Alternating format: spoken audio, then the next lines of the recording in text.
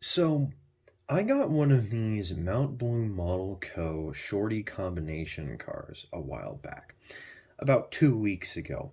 And I was looking forward to building this thing because Snickerdoodle is around 21 to 22 feet, while the standard um, Bachmann Combine is 36.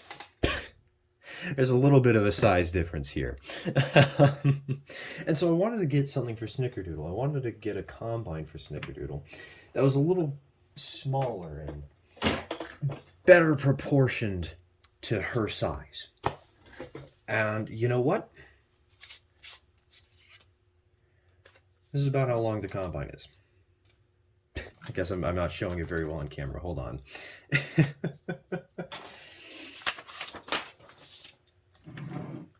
This is about the size of the combine compared to Snickerdoodle.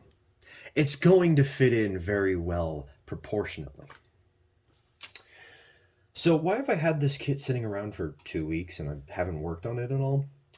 Well, the answer is because I got the second hand off of eBay, and despite the kit having been unopened, it didn't come with any instructions.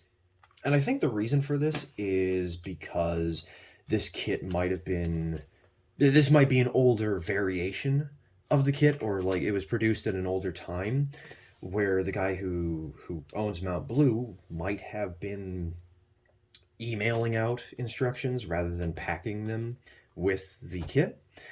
I don't know what the case is. What I do know is that I went over, I emailed the guy and said, hey, can I get a copy of the instructions?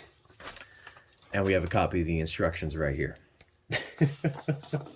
It took me a little bit to do. I was busy. I had other things on my mind. But now that we have all the instructions we need, I'm more than ready to build this kit. I'm excited. I can't wait to do this. Because I actually have a paint job already lined up. I've got the colors selected that I would like to experiment with and that I would like to use on this coach. So let's get into it. So the first thing that I've done here, and I wasn't recording, even though it took me like 5 seconds, is I've mixed together two colors here. I have mixed together Ceramcoat Territorial Beige and Sandstone. I know you probably can't read those off on the side, but I swear that's what these colors are. I probably went for 2 parts Sandstone, 1 part Territorial Beige, and I'm mixing them together to try and get this sort of chocolate milkshake kind of color. It's sort of brown, but it's very light, and I think I like it, and this is what I want to use as the basis for the outside of the car. This outside. I know it doesn't, man, painting this on makes it not look like it's that much of a different color, but I swear it is different. I think this is the right call. I don't even know if that's picking up on camera. Oh, it kind of is picking up on camera.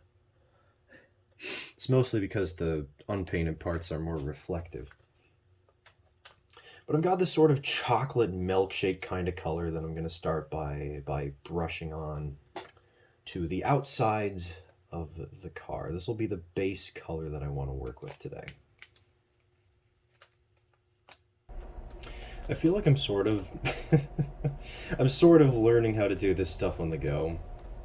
And I'm sort of learning to properly dry brush here because I'm trying to dry brush in order to leave as much of these wooden lines visible as is possible. And because it just looks better that way, you know, and it helps to add some texture to the car. And the problem is I was painting a little too hard and with too much paint, and on the first wall here I've actually covered up a lot of those little spots. So on the second wall I'm trying to be a little more careful, and I'm starting by dipping in the main pile of paint and then trying to brush off a little bit here, paint on with a tiny bit, then get back a little bit of paint from the area that I brushed off onto. Rinse, repeat. And I think that's turning out a little better. Actually, a lot better. Because I'm liking the results on this wall a lot better than I am on this one. And I might see if I can remove a little bit of the paint with a little water. Um, to help bring out a little more of that detail and texture, you know? And also, I'm not painting up here where the letterboard is because we have some letterboard pieces that are going to go over that, and we'll just paint those later. So that's why I'm not painting up top right now. You know, I gotta admit, it makes it a lot easier to paint this up when the wood is already a similar color to the color you're trying to paint it. This really isn't hard because any blemishes are kind of naturally covered up by the fact that the base colors are so similar, you know? Convenient coincidence.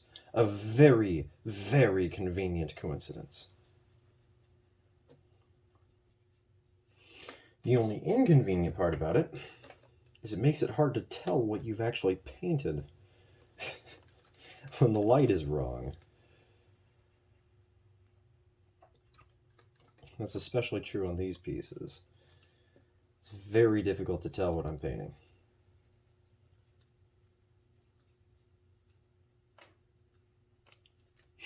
But I think we're done with the base coat. And I've just realized I didn't actually read the instructions.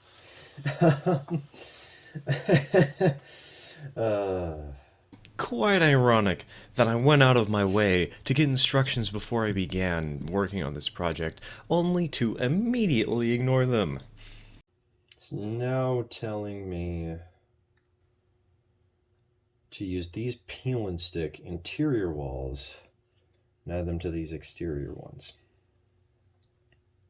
I actually kind of like this because it helps combat warping. Because if you add too much paint, you know, the wood is going to warp and bend. But by having it so that you can paint one side that's not the frame, and then glue on the frame, I really like that. Though I need to make sure I'm lining this up correctly. It's saying to line up the tops, and the interior of the baggage door. So the next step that it's telling me to do is to add the letterboard and to add the end trims onto these pieces. So we'll worry about that in a second, and I'll probably just add these two pieces together off camera. But this is a fascinating one to me because I don't exactly know what color I want to choose for the letterboard. I was thinking either brown or black, and I think I'm going to go with brown just to add a little more color to the car. I don't need to peel off the packing. What am I doing? So, I think I can do this pretty quickly. I think I can do one of the two of these letterboards on camera completely, start to finish. Let's do this side because this side has the whole piece and this one doesn't. Because that way I can panic about what to do with this later. I can panic about it without having to record it and show you guys my struggle. Okay, but if painting it takes this little time, you know, let's just paint both. We'll just apply this one on camera. So, fun fact about this project and the color scheme that I've chosen for it, it's actually based off of another person's idea. It's based off of the Cumberland Shops, who usually does a bunch of 3D print stuff on Etsy. Recently, I was working on the video for my father's birthday and also his birthday gift subsequently. Um, and while looking for something, I was looking at the promo pictures to see if I liked a certain tender load, and I stumbled into one. I've got something in my throat. I stumbled into one that I liked, but it also had a car behind it that had a very similar paint job to the one we're using. It's sort of tan color base. It's gonna have it had a black letterboard and roof, and it had red doors. I don't know if it had red windows or not, but it definitely had red doors on the front and back of the car. I couldn't see the whole thing because it was a promo picture for a tender load, not for a passenger car. But it was a cool paint job, and I kind of wanted to mimic that. But instead of making it all black, the reason I'm going for brown is because I kind of want to add my own spin on things, add my own visual flair and style. I don't just want to copy it one to one. Take inspiration? Yes. Take heavy inspiration? Absolutely. But copy? No thanks. Okay. Uh, before I do off-camera work, I just wanted to show, if I can, you can kind of see that this piece is starting to bend because of the paint. It's starting to warp. And this is why I liked the fact that the main frame was made out of two components, the inside and the outside, because this way you can paint the outside before attaching it to the inside, and the outside can warp, but then the inside can sort of correct that warping by being a straight piece without any paint, without any warping. So just a little detail to point out that I like about this sort of design and how you build this. So I've done a lot of this off camera already, and I'm going to continue to do so because it's not really the most exhilarating thing, and it doesn't really show a ton of progress. But one thing that is important and that I have to do a lot of times is for these pieces that have adhesive backing on them, is I have to sort of cut and trace on the adhesive backing to separate these pieces from the main piece so that I can pop them out, paint them up, start working on them. And so right now we're working on step number 2. And I gotta pop out this piece so that I can put it on the ends. And so I just trace.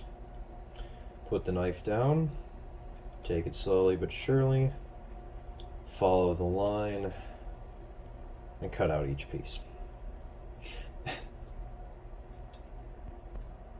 So I just realized something. All these pieces are just trim pieces right here that are going to be added to the edges of the car. And so what I'm going to do to make my life a little easier, rather than painting each piece individually,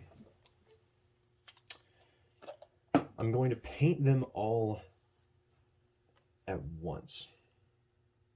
And then I'm going to take them off of the main piece of wood. Oh god, and that's a little too much paint. And I'm going to apply them individually after they've been painted all on this one big piece. And that way, instead of cutting, painting, placing, painting, placing, painting, placing, I paint, cut, place. You know? That makes sense? Maybe it doesn't. Maybe it's just me. But I think it's a smart idea. Now, most of these pieces are for like the window trims, not the window frames, the trim around the windows. And there's actually something kind of clever that I want to show you guys in a minute here involving these really long pieces of trim. We'll get to that when we get to it. Okay, I guess I'll get to it in like 5 minutes. You people in like 5 seconds. 4, 3, 2, 1.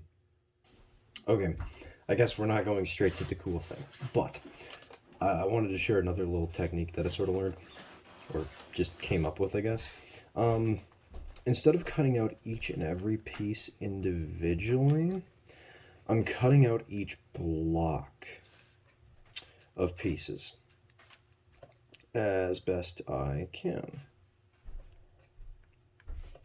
And the reason for this is because if I pop out the whole block at once, instead of having to tear out off the backing of each piece individually, I tear the pieces off the backing and then apply them. It's a little bit of a mess, but there are some extra pieces for everything you need to do. And it just is easier, generally speaking. So instead of peeling everything or cutting everything off and then peeling them one by one, I'm cutting them all off at once and then peeling them. If that makes sense. If I had any complaint about this step, however, it's how tiny these pieces are. Jeez Louise, these are small and hard to get to fit on right. It's good, it's satisfying when I do, but you know, just Alright, we're at the kind of cool thing, which is the trim under the window on these cars, for whatever reason, is supposed to pop out a little bit. It's supposed to have a little bit of a rim to it. And in order to represent that rim, you're supposed to use a small strip of wood on top of a big strip of wood.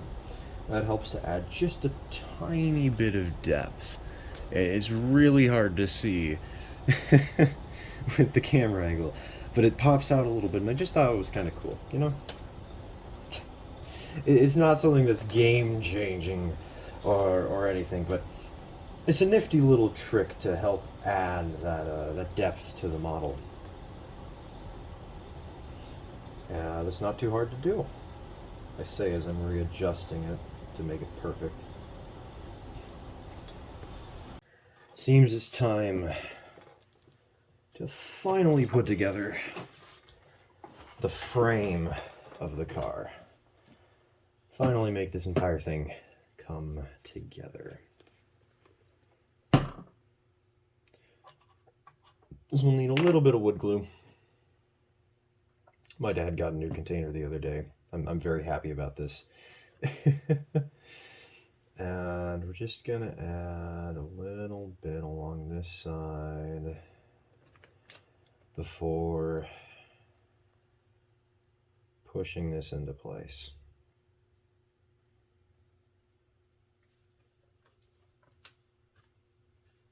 And then we'll do the same with this piece.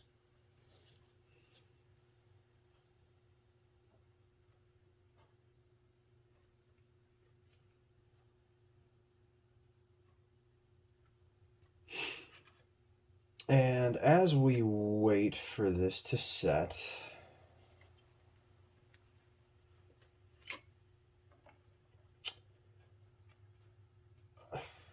well, I'm gonna clean off the ends, I guess, a little bit to make him look better.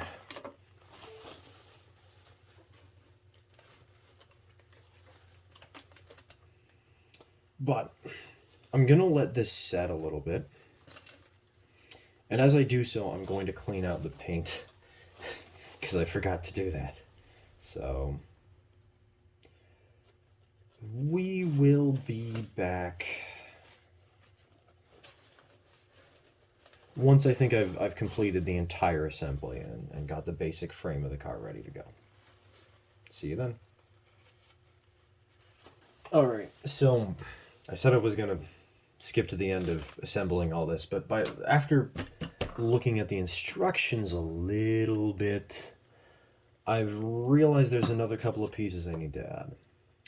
I need to add these little roof thingies. They're gonna, let's assemble this kind of, not really, but you know.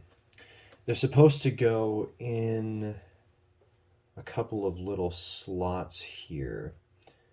And okay, I'm doing a terrible job of representing what these are for. They not only hold the shape of the car, but they're going to help when we get to the roof because they will slot nicely into the middle of the roof, so you know that you're putting on the roof correctly.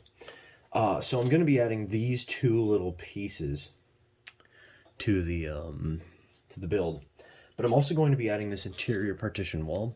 I'm not going to paint it because I don't think anybody's ever going to really notice it. I know if somebody finds me in real life and sees the layout and sees me running this, they'll complain, but I'm just going to glue it in place in the middle of the car to separate the two segments, and yeah, just another little step to remember here, you know.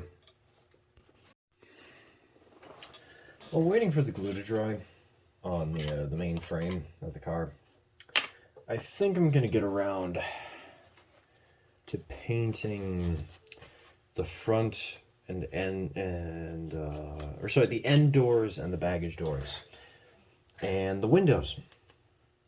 But something's interesting about these. They have the adhesive backing, right? I think you're intended to put the front, use the backing on that and put it on to the back, but it kind of feels like you could probably do a better job doing it the other way around. um, Whatever the case, the interesting thing I wanted to point out is that you don't have to trace over the backs of these pieces. They're actually cut through enough that they're almost ready to pop out already. You can see I'm pushing this one out easily. And so all you have to do is, like with anything else, just cut through these small little tabs that are still holding the piece to the main frame, and then it pops out nice and easy. So getting these pieces out is going to be a lot easier than than getting out the trim pieces. Another thing I want to point out about this is that the two doors on this variation of the 18-foot body cars are slightly different. Just in case you buy one of these yourself, make sure you know which one is which, because this one with the vertical pieces on both the top and the bottom is for the front of the car, the baggage compartment, because nobody cares if you see in the baggage compartment, right? So why place a window there? It would just be more expense. But the back door has a window spot because you want to see who's coming. You know, you're getting into the train, right? So just a nifty little detail that if you do buy this combine yourself and want to build it like I'm building it, keep an eye out for that little detail. Alright, I got a couple of doors to cut out, a couple of window frames to cut out. See y'all in a little bit. So, as I mentioned earlier, I think I mentioned this earlier, I was inspired by a car from another person in order to paint this one. And so, the window frames and the doors are going to be red. And sometimes on a car like this, I might, since it's got so many pieces to it, I would consider painting the two layers of a single door different colors just to help it make it stand out a little more.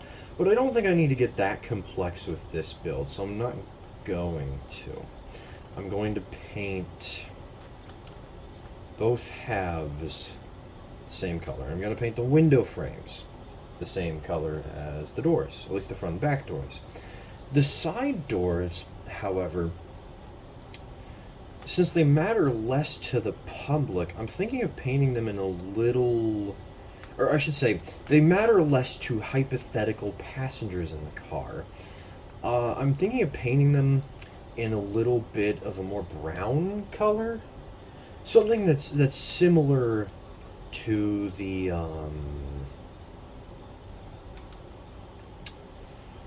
main car body color, but different enough that somebody visiting and watching my model railroad could notice the difference, you know? Also, this reminds me, I haven't actually told you what colors I'm using. Oops. The brown I used for the trim was Ceramcoat Brown Iron Oxide, and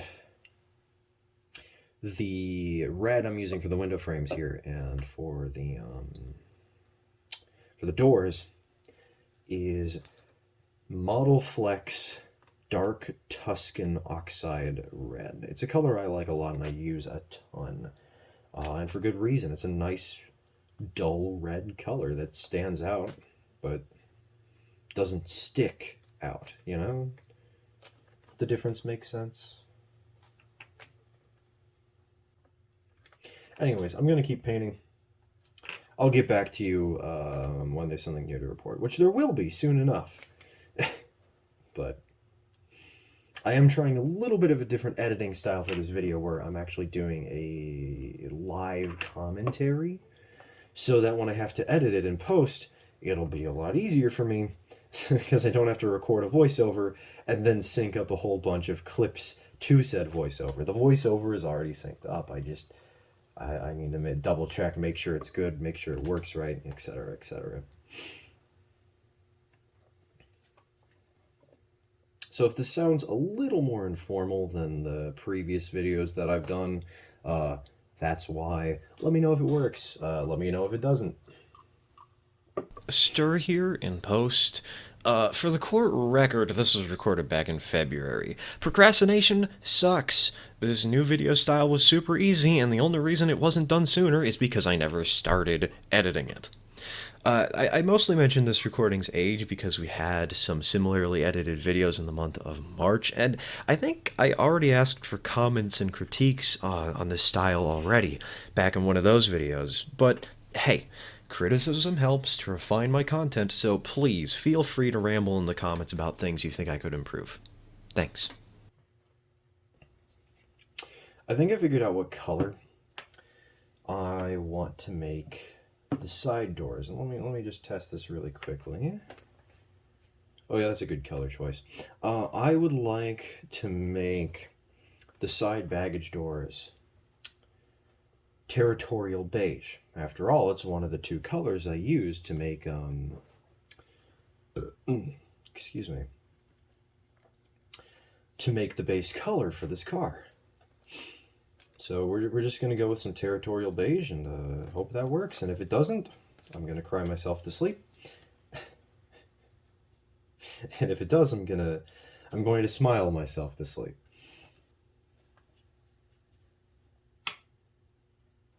It's kind of thick paint right now.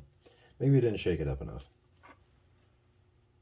It's time to start assembling some doors and some windows. I'm gonna focus on,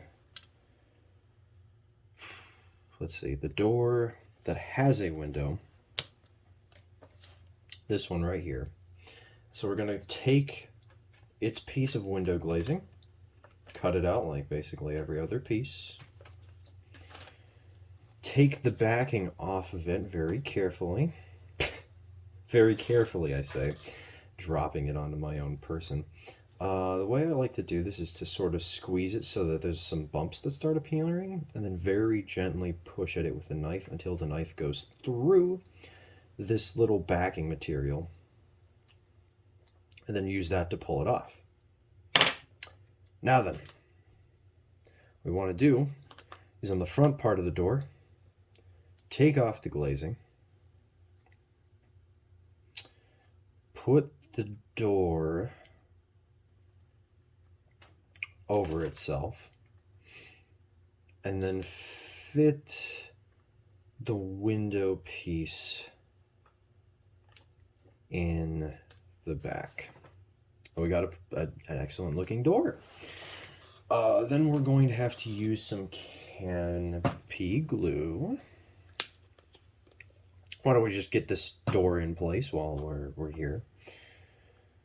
A little bit of canopy glue, because the canopy glue will appear transparent and so it won't get in the way. We're going to put it in the door frame, or where the door frame is going to go. Gently and carefully get that on in there. We're just going to take the door, push it into place, make a little bit of a mess. We'll clean that up just for sanity's sake. Accidentally pull out the door. Yes, this is an important step in getting your door in place. Trying to be careful as to not get any of the canopy glue on the main window.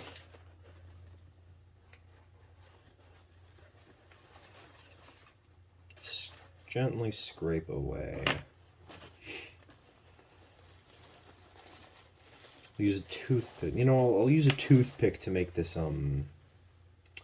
towel have a finer point. Scrape away a little bit of that. It will dry clear and all will be well. But basically, you want to use the adhesive backing to attach the frame to the glazing, and then use a little bit of some sort of transparent glue to get the frame into place without getting anything on top of the glazing itself. Well, I have a couple windows to do. Got a couple baggage doors to do. See you when they're done. Probably.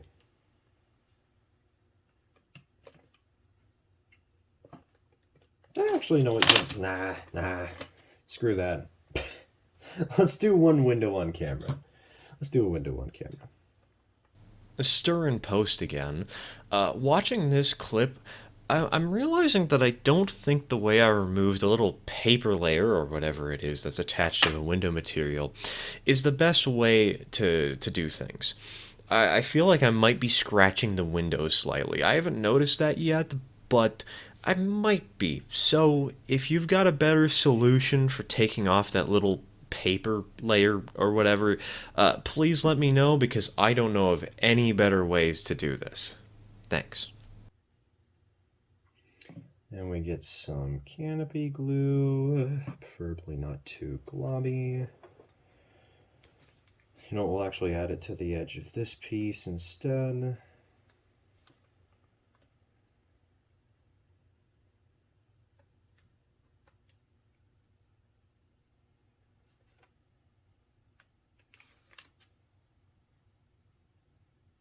And let's go ahead.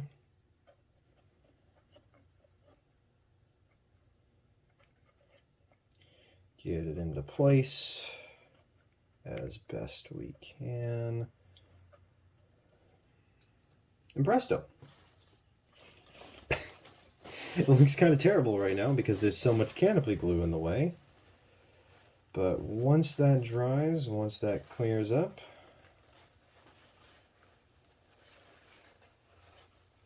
this window is gonna look perfect.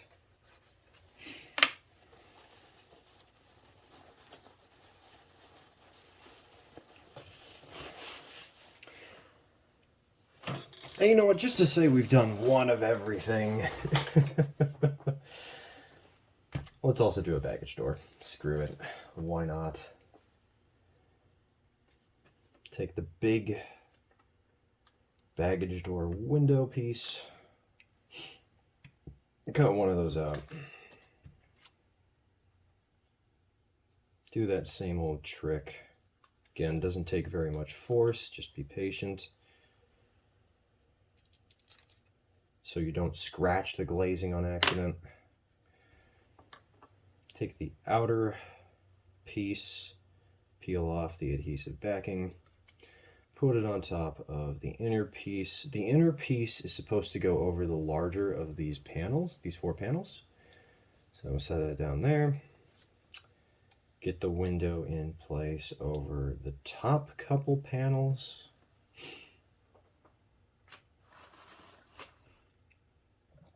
Get yourself your applicator. For me, it's just a toothpick. But for you, you might use something a little fancier. Go ahead and gently apply some glue to the sides.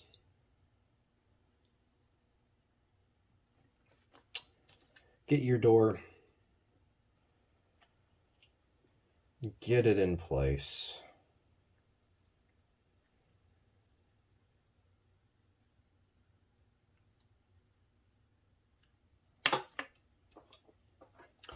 Is that perfect? I don't think it is. I think we're gonna have another little piece that we're supposed to put down there, but I can only find one of these pieces right now, which is very annoying. But it looks like you're supposed to leave just enough room so that eventually you can slide this in underneath. Fits nice and snug.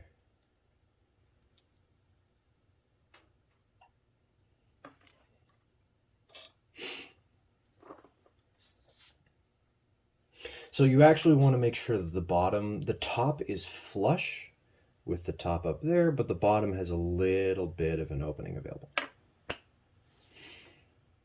I sincerely wish I knew where the second one of these was. You know what? I'm actually going to look through the container.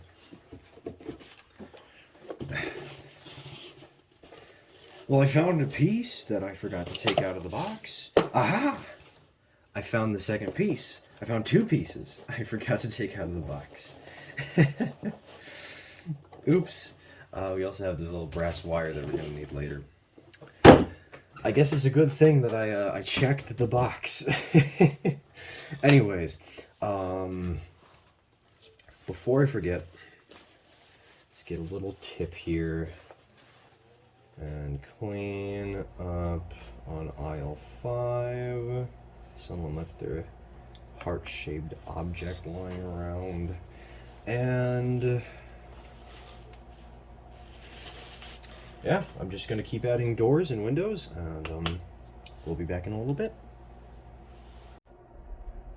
Alright, it's getting kind of late, and I need to eat, I need a shower, I need to sleep. But I wanted to share with you all the progress we've got so far. As you can see, I'm starting to put the roof in place. I've dinged it up a little bit. I think I broke the main piece, and I've definitely warped it down here. But we're going to glue that in overnight. Not these pieces, but the main component here. We'll glue it in, use some rubber bands to hold it in place and let it take shape. I'm also going to glue the floor. I'm not going to glue it onto the car, but I'm going to glue the floor to the frame. And I'm going to glue the small pieces that are supposed to go underneath the doors, well, underneath the doors. And then we'll get back to work tomorrow. It's 1 a.m. I'm tired. I'm hungry. I'll see y'all tomorrow. It's the next day. Car's looking pretty good. Took off the rubber bands. The frame is looking kind of terrible. I misaligned the floor, and so it's slightly offset. I might need to figure out if I can remove the glue somehow so that I can better center this, because I actually cannot fit this into the car anymore. I've tried. It won't work. I'm annoyed with myself. I also forgot to take this brush out last night. I also forgot to put the cap on the wood glue. I was a little bit tired and a little bit irresponsible, which is annoying because I always like doing this when it's late. I always like doing all this stuff when it's getting late at night, and clearly that's a mistake. Anyways, I think next we're going to have to work on getting this roof in place. And that means getting these clerestory sides in place. I don't know what it's called. That's what it says in the instructions. Getting this little roof strip on. That shouldn't be too hard to do. Though the instructions are saying right now, well, actually, they say that I should be putting on the sides first, but I think I'm going to put on the roofing material, paint that up, and then paint up the sides and get them in place. Because, hold on, let me line this up properly. It's going to be easier to paint the sides separately, because that way I won't accidentally paint too much of the roof and get some of that paint on the siding too. Trying to be very careful. Trying to get this into place perfectly, and it's not wanting to cooperate. No. Man, why is this so flipping hard?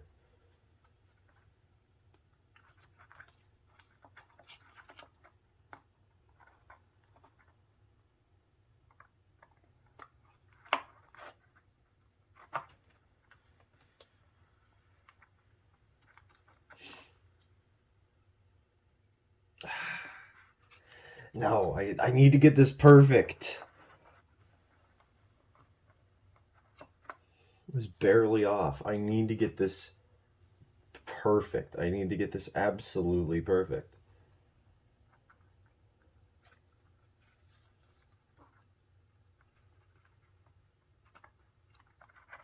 No, it moved again. It was perfect.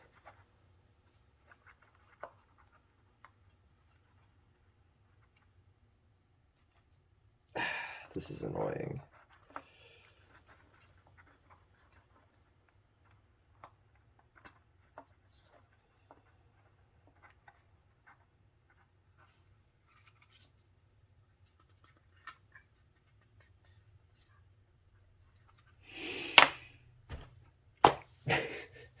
I'm gonna do the other side off camera because that was annoying.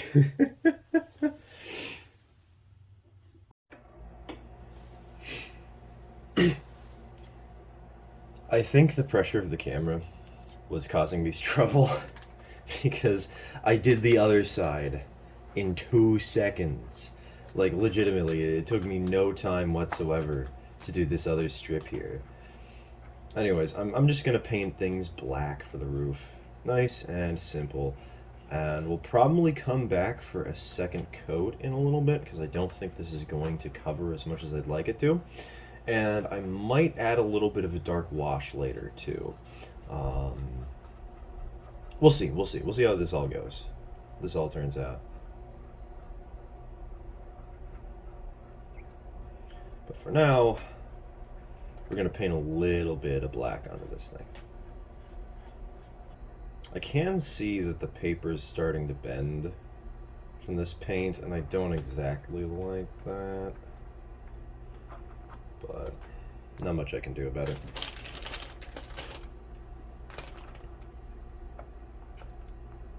Trying to flatten out the little bumps that are showing up. It's creating minor wrinkles, but I think the wrinkles just add a nice little layer of texture to this, you know. I'll add on this second coat, and I think then I'll come back to you after we're done with this. Because the second coat is... it's not perfect, but it's definitely helping a lot. Alright, I'll see you on the flip side. One thing I'm realizing that I probably should have done previously is paint up these parts of the roof with that sandstone peanut color that I did for the main body of the car. So I'm gonna have to mix up a little bit more paint. Again, it's roughly like 2 parts Ceramcoat sandstone and 1 part Territorial beige, roughly. Just gonna mix that up.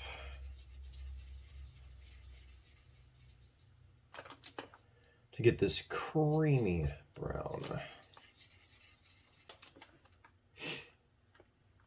And I'm just adding this little bit of the sandstone / tan to this segment of the roof, because this is something that would actually happen on cars sometimes. It was actually quite common. I haven't done it on most of my other cars because like it just takes extra work to do, when you only have one piece to paint, but because these are separate pieces from the rest of the roof, I can paint them separately. And so I'm going to paint them separately, you know? Gonna go out of my way and make them look pretty.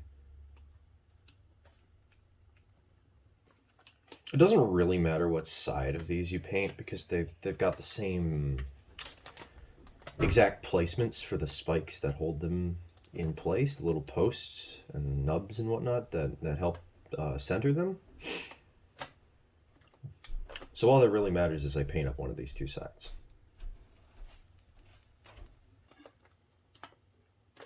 All right, I think that's good. There's a little bit of specks over here that could be better.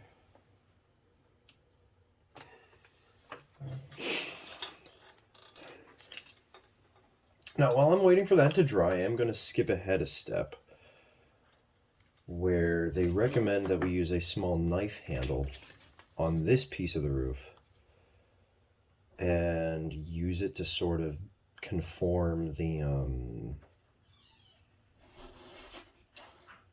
end of the roof here, sort of bend it into shape. So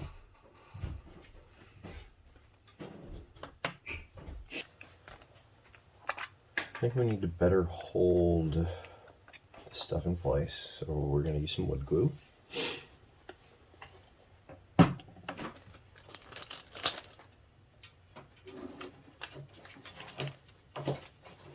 then we can try putting on the main piece of the roof.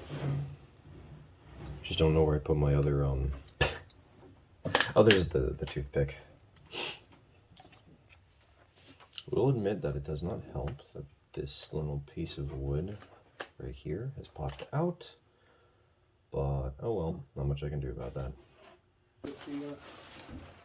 I recorded a little conversation between my dad and I. I thought I would leave it in for fun. Oh, well, I'm thinking of it. Is there any way to remove the wood glue that has already been set? No. Dang. Sorry. Well, You can carve it off. it's just really annoying because this is the piece. It's got a floor and a frame, and the floor is slightly off from the frame. I had it set properly last night, but something happened. I see how it's slightly off, and what I'd suggest is you just sand it down a bit. Yeah. No, the wood glue is just this stuff is just really permanent. Yeah. Oh well. But will it still fit together? Well, if I sand it down, Yeah, well, it doesn't fit together right now, unfortunately. I'll get you pieces. Use a fine sandpaper and test frequently. You know why I'm saying that, right? Needs to cut off too much. Okay, take a look. 1 second. Let me finish off gluing up this real quick. All right, let's see. Ooh. Maybe I need to start recording for a different episode. No. This sticks up a little bit, but if you push down on it, it's good. And we'll need to, line everything up so it lines up perfectly when we do the alignment pins.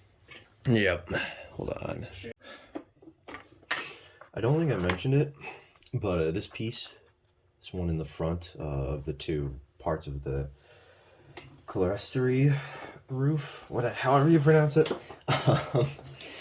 it was slightly warped, bent out of shape, and so I actually had to put on some paint bottles for a little bit to hold it into place while the glue was drying. I think it's turned out pretty good, so I'm gonna try and glue this piece of cardboard in place after I can figure out where the heck it's even supposed to be centered. And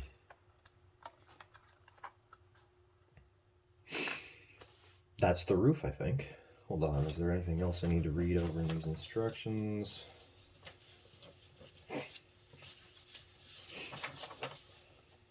Nope, it doesn't seem like it. So, I'm going to glue this on.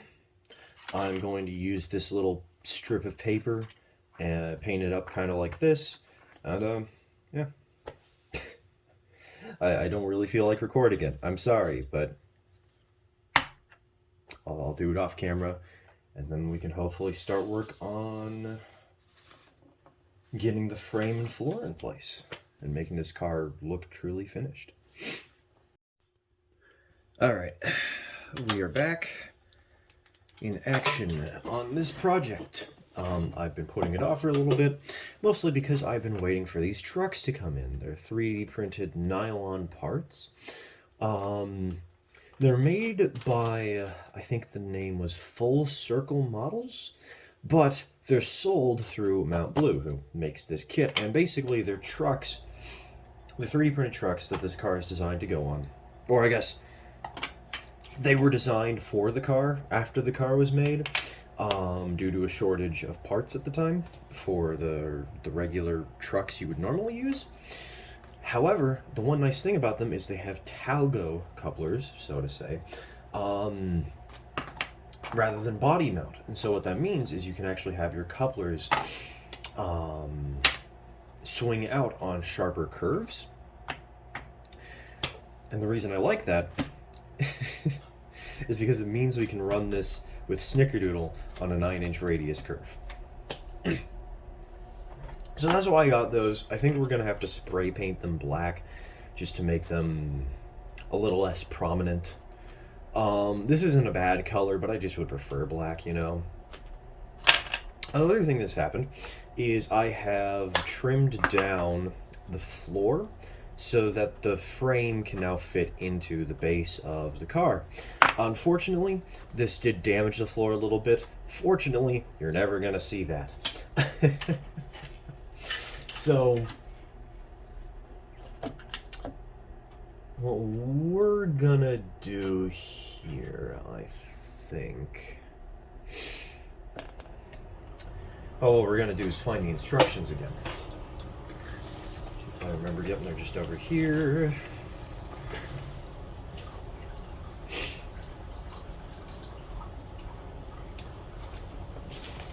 I think what we have to do next is start work on gluing together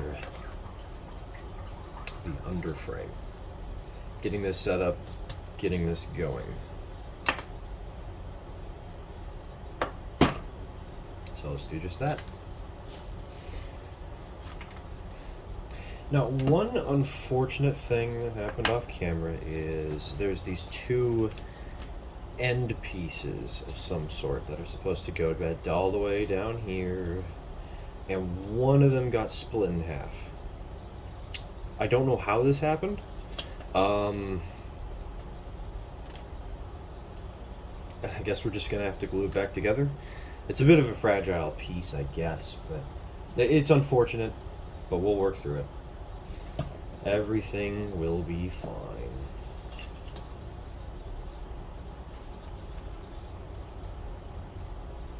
Now, based on the kit instructions, it looks like the sides with the little notches on these pieces are supposed to go with the notches facing down. And I think the reason for this is actually because you're supposed to leave this little gap open, which I did not do. I should probably fix that. But by leaving this little gap on the sides open, you can fit the truss rods in there later. So I think that's why that's there.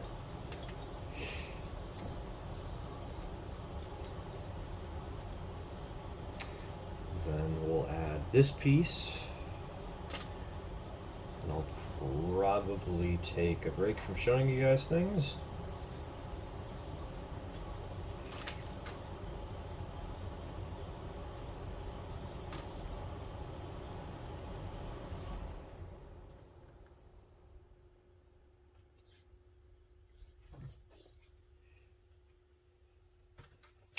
All right, and just to make sure that the hole is lined up and that the hole is cleared of glue, I'm going to use this little rod. Try and make sure that's centered-ish. We'll do that over here. And we'll let the glue dry. All right, I'm gluing some stuff together still.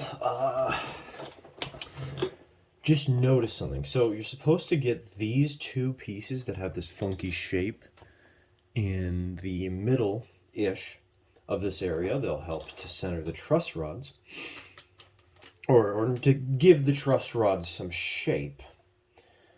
But you're supposed to put two of them down in the middle. I'm like, well, how are you supposed to do that? It says here, well, I guess it's off camera. Glue the two needle beams K3 to the frame inside of the etches. And if you look really closely, let me see if I can show it on camera.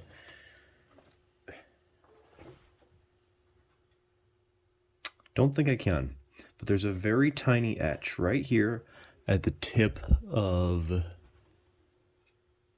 the knife. It's very hard to see.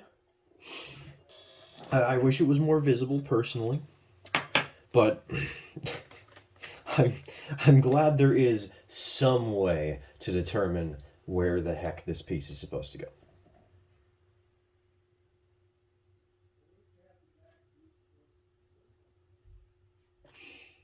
You have to place it on the inside of those edges. Just like so. Bam. At least that's the first one, then we gotta do one over here.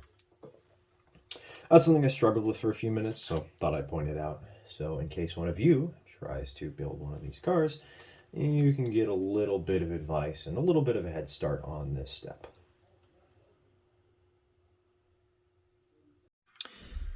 So I just finished editing most of this video, and I've realized something kind of frustrating. And this is something that I will have to correct in the future, and I'm going to have to be a little mindful of, because I in my haste to get this project done, I forgot to record some of the final steps of this project. And I also kind of just skipped some. I didn't do grab irons. I did do the handrails. I didn't do grab irons. I didn't do truss rods on the underside of the car. But for the handrails at the end of the car, and I think also for the footsteps, I kind of just didn't record anything for it. I can understand why I wouldn't record something like spray painting the trucks. But the handrails were kind of finicky to get in place. And also the couplers were kind of finicky to get in place on the trucks. And I just didn't record any of that. So I'm going to have to talk about that a little bit here. But the car is done. I have a locomotive. I have Snickerdoodle hooked up to the coach and a couple of freight cars. And I think this thing looks excellent at the end of a short freight train like this.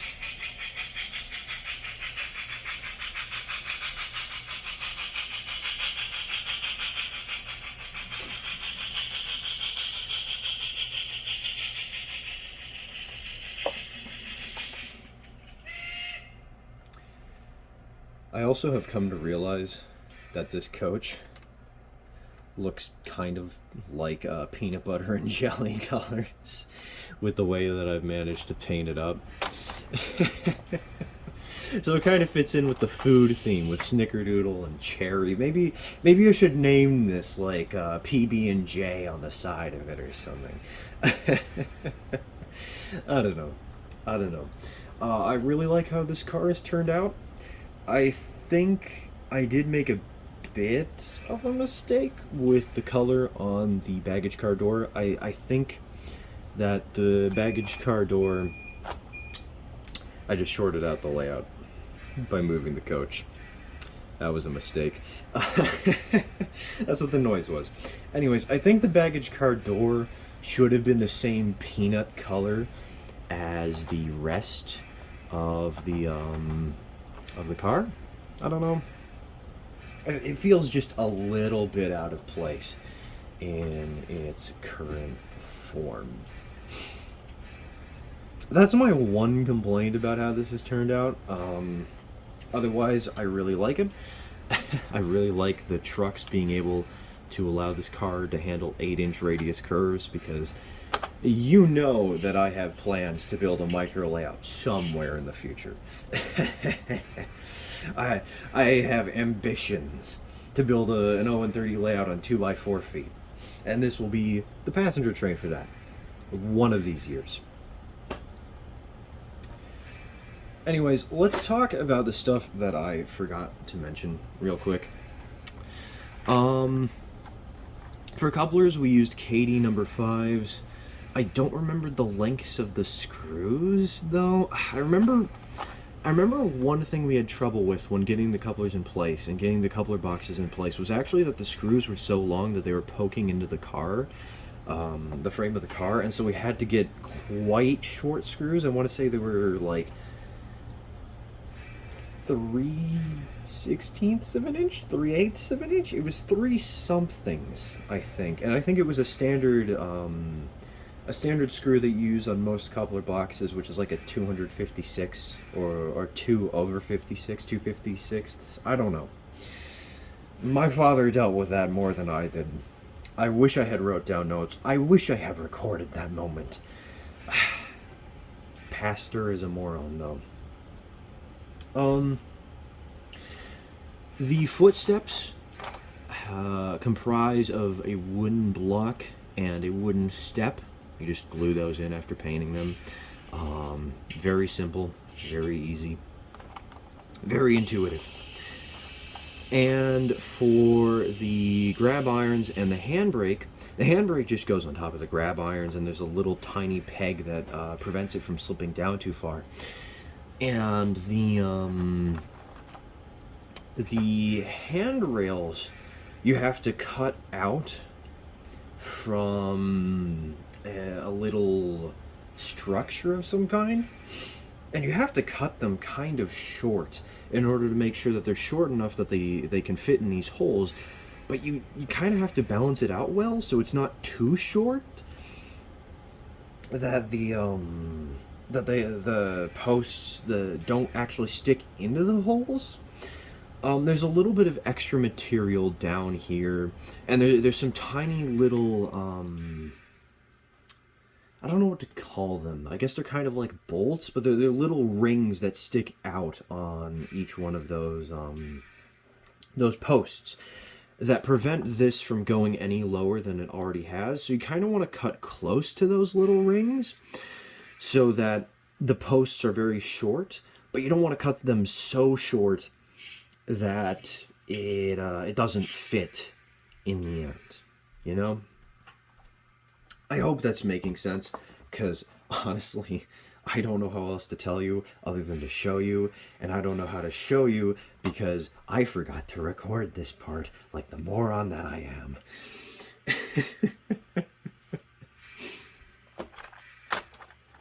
Anyways, I love the way this coach is proportioned, and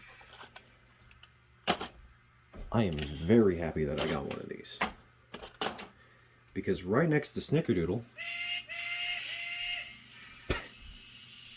that was a kind of shoddy whistle job, my bad.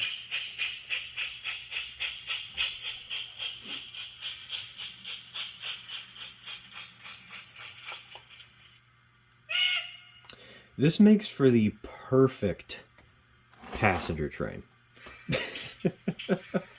It's just so cute. I don't know.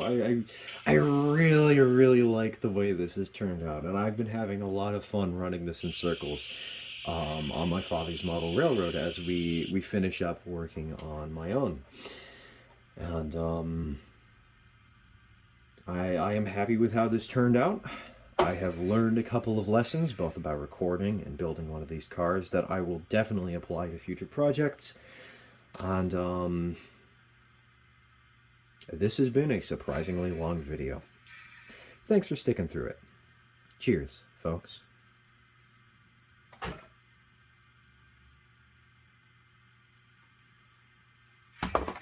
Oh, you know what? I kind of want to see what this looks like when it's on the other side of the engine.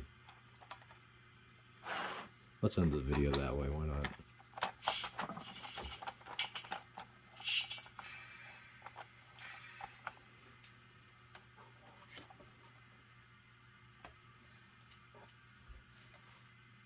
You can't see it from the angle I'm looking at it from. I love the way that looks. It's pretty cool. Alright, cheers. Enough blabbering about